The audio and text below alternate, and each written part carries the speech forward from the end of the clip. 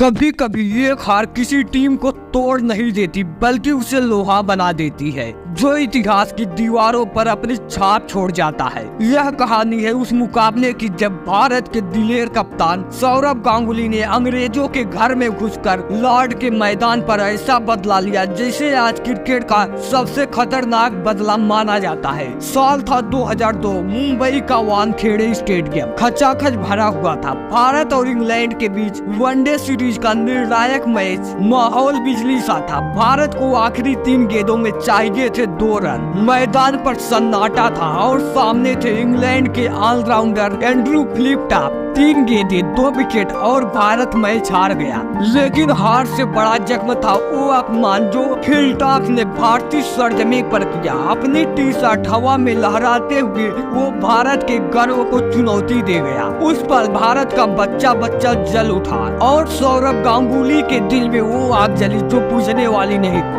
कुछ महीने बाद इंडियन क्रिकेट टीम इंग्लैंड पहुंची नेट वेस्ट सीरीज खेलने। 13 जुलाई 2002 लॉर्ड का मैदान, जहां पिछले 10 सालों में कोई टीम इंग्लैंड को नहीं हरा सकी थी। लेकिन उस दिन कुछ अलग था। गांगुली की आंखों में एक तूफान था। टॉस से पहले ही साफ था ये मैच सिर्फ क्रिकेट नहीं बदले की जंग है। नासिर हुसैन ने टॉस जीता और बल्लेबाजी चुनी। मार्कस स्टोथिक और निक नाइट ने धमाकेदार शुरुआत। पहले कुछ ओवरों में भारत के गेंदबाज बस विकेट ढूंढते रह गए, लेकिन चौथे ओवर में जहीर खान ने निक नाइट की गिल्लियां उड़ाकर पहली सफलता दिलाई। मगर उसके बाद मैदान पर आए भारत के पुराने दुश्मन नासिर हुसैन और फिर हुआ इंग्लैंड का कहर। ट्रेस्कोथिक और हुसैन ने मिलकर लॉर्ड की हवा में आग भर दी। हर बॉल पर चौका, हर ओवर में धमाका। ट्रेस्कोथिक ने शतक लगाया, फिर हुसैन भी 115 रनों की तूफानी पारी खेली। फ्लिपटॉप ने 29 गेंदों में 46 रन ठोके। स्कोर बोर्ड पर 326 रन चमक रहे। लॉर्ड के इतिहास का सबसे बड़ा स्कोर। ड्रेसिंग रूम में सन्नाटा था, लेकिन गांगुली की आंखों में एक अलग चमक थी। उन्होंने टीम से कहा, आज सिर्फ मैच जीतना नहीं बल्कि इतिहास बदलना है। मैदान पर उतरे वीरेंद्र सहवाग और खुद कप्तान गांगुली। फ्लिपटॉप नई गेंद लेकर तैयार था और उसकी नजर सिर्फ एक शिकार पर थी, गांगुली। पहला ओवर सिर्फ 1 रन, लेकिन दूसरे ओवर में वीरू ने एलेक्स ट्यूडर को 2 चौके लगाकर खेल की दिशा पलट दी। गांगुली और सहवाग ने मिलकर अंग्रेजों को एहसास दिला दिया कि आज इंडिया डरने नहीं दहाड़ने आया है। गांगुली ने फ्लिपटॉप की बाउंसर बॉल पर बैकफुट से ऐसा छक्का जड़ा कि गेंद मिड ऑफ के ऊपर से बादलों में खो गई और अगली गेंद पर एक और चौका। 20 रन का ओवर। फ्लिपटॉप की आंखों में वो डर साफ दिखने लगा। महज 14 ओवरों में 100 रन पूरे। इंग्लैंड की नींव हिल चुकी थी, लेकिन खेल हमेशा आसान नहीं होता। 15वें ओवर में गांगुली 60 रन बनाकर आउट हो गए। सहवाग भी ज्यादा देर न टिक सके। 49 गेंदों में 45 रन बनाकर पवेलियन लौट गए। अब मैदान पर थे सचिन और द्रविड़, लेकिन वो इंग्लिश बॉलिंग के सामने झुक गए। 20 ओवर में स्कोर 146, 5 विकेट। जिस टीम ने पहले 100 रन मात्र 14 ओवर में बनाए थे, अब हार के कगार पर खड़ी थी। अब मैदान पर आए युवराज सिंह और मोहम्मद कैफ। 2 नाम, 2 उम्मीदें और सामने 180 रन का पहाड़। धीरे धीरे दोनों ने पारी को संभाला। फिर शुरू हुआ आक्रमण। हर बाउंड्री के साथ बढ़ता जोश, हर रन के साथ लौटता भरोसा। युवराज ने 45 गेंदों पर अर्धशतक जमाया। कैफ ने चुपचाप स्कोर बोर्ड को आगे बढ़ाया।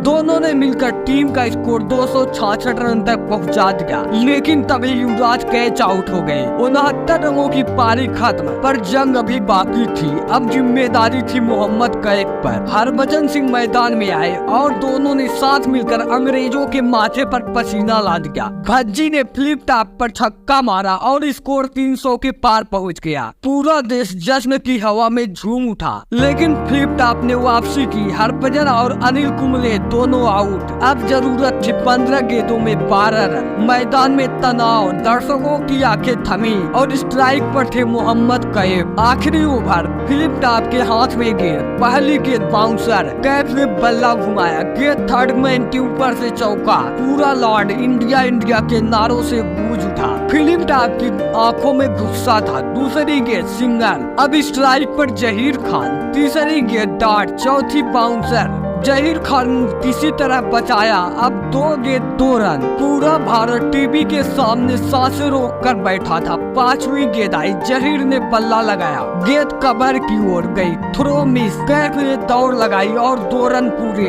भारत जीत गया। लॉर्ड का मैदान जो कभी इंग्लैंड का किला था, भारत के जय घोष से गूंज रहा था। और फिर आया वो पल जो आज भी क्रिकेट इतिहास के सबसे बड़े दृश्यों में गिना जाता है। लॉर्ड की बालकनी में खड़े होकर सौरभ गांगुली ने अपनी टी-शर्ट उतारी, हवा में लहराई और फील्ड टॉप को उसके ही अंदाज में जवाब दिया। पूरा स्टेडियम स्तब्ध था, लेकिन भारत झूम रहा था। वो सिर्फ एक जश्न नहीं, वो बदले की गर्जना थी।